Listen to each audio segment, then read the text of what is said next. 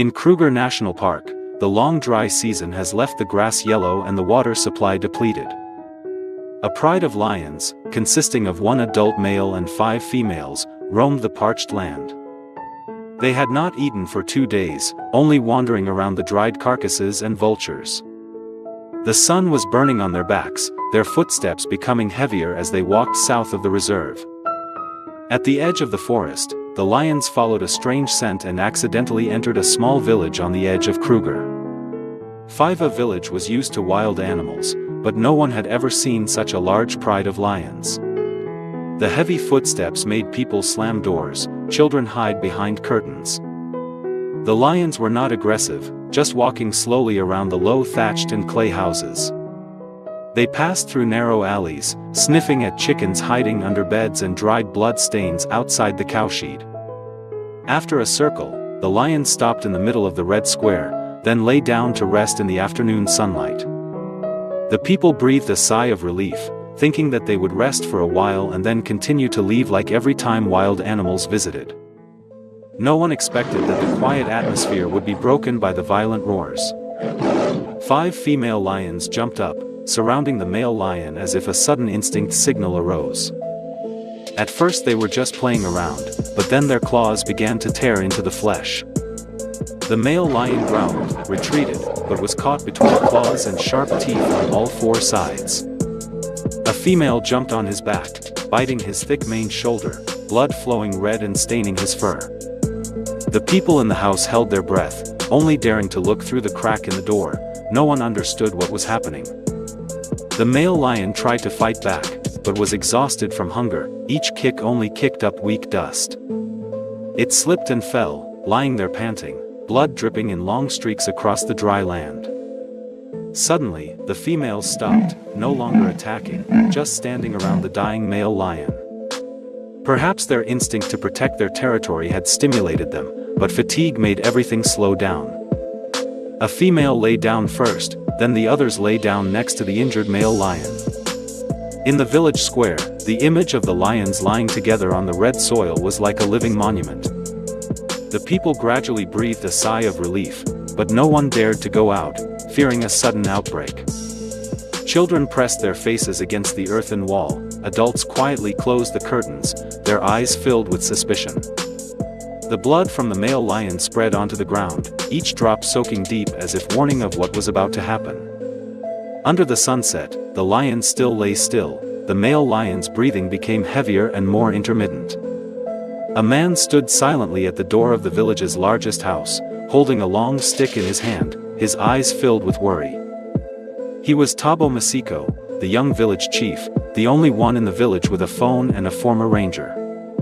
Tabo kept his eyes on the lions. He knew, if they didn't leave by morning, he would have to call for help. That night, no one could sleep, the whole village kept absolutely silent to avoid making the lions mad. Sighs, groans and the rustling of tails echoed throughout the darkness. Tabo sat by the window, looking at his watch and counting the hours in his mind, tense. It wasn't quite dawn yet. He opened the door, stepped out onto the porch and looked towards the lions. They were still lying there, the male was silent, his head on the ground, his eyes dull as if waiting for the last moment.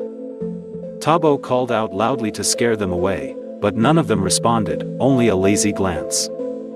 He turned back, picked up the phone, and dialed the number of the Kruger National Park Animal Rescue Center. "We have a pride of lions in the middle of the village, one is seriously injured, we need immediate assistance." The person on duty answered urgently, "We will be there in 30 minutes, keep the villagers safe." Tabo quickly went knocking on each door, telling everyone to stay inside and keep quiet.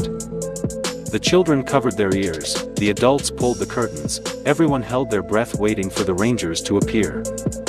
The sun gradually rose from the distant trees, casting the first rays of light on the silent dust. The sound of engines rang out, 3 Rangers land cruisers entered the village in the mist. The staff jumped out of the vehicles, armed with tranquilizer guns, and quickly approached Tabo to assess the situation. After observing the lions lying motionless, they nodded. The emergency intervention plan was deployed. The rangers decided to anesthetize the 5 female lions first to avoid the risk of a reaction when rescuing the male.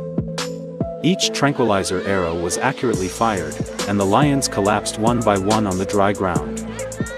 The male lion was approached last. It did not react, only opened its eyes to look at the approaching person.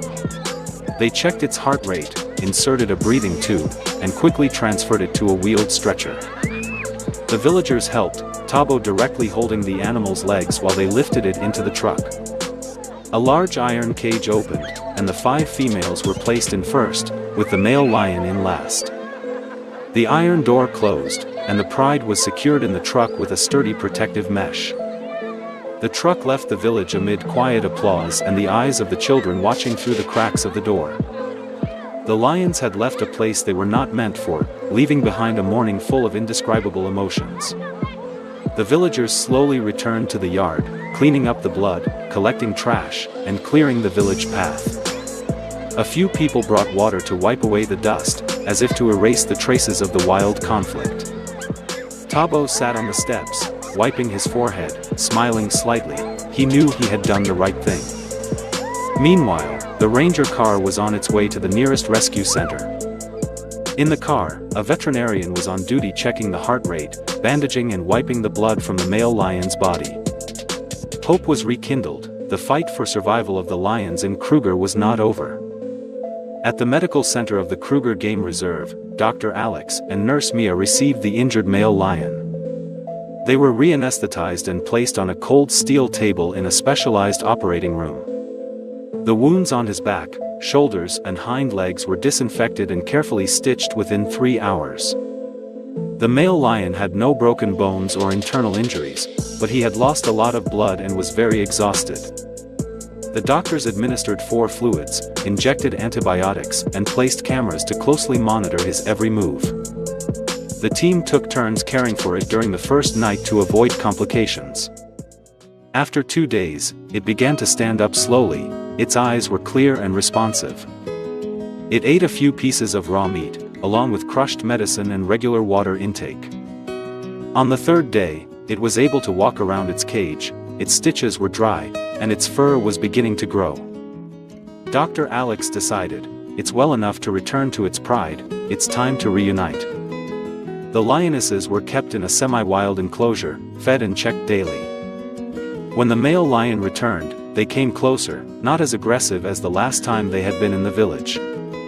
They surrounded it, sniffed it, and lay down next to it as if the conflict had never happened. Dr. Alex smiled, the rangers patted each other on the back, a wordless reconciliation had taken place. The next day, the lions were lightly sedated again and loaded into a vehicle to return to the wild. This time, the destination is the southeast of Kruger, where there is more prey, far from residential areas. After 4 hours of driving, the car stopped in the middle of a large field, the wind blowing through the waist-high grass. The iron cage door was opened, each lion stepped out one by one, sniffing the air, wagging its tail slightly. The male lion walked at the back, stopped and turned around to look once before entering the tall grass. The pride of lions disappeared into the reed forest, returning to the wild world where they truly belong. Dear friends, thank you for taking the time to watch the whole video. Don't forget to like and subscribe to the channel to support us. Goodbye and see you again in the next episodes.